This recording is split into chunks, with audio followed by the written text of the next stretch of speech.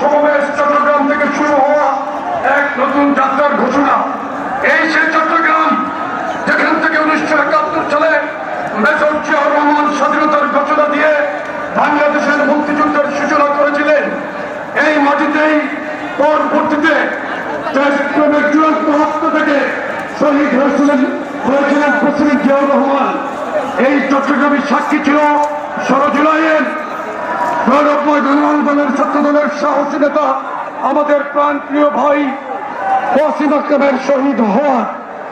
আজ ঐতিহাসিক এই বীর চট্টগ্রাম বুক জুড়ে তরুণদের যে উপস্থিতি তার স্পষ্ট বার্তা দেয় বিএনপি তরুণদের শুধু ভোটের জন্য নয়, নেতৃত্বের জন্য চায়, রাষ্ট্র গঠনে তাদের অংশীদার করতে চায়।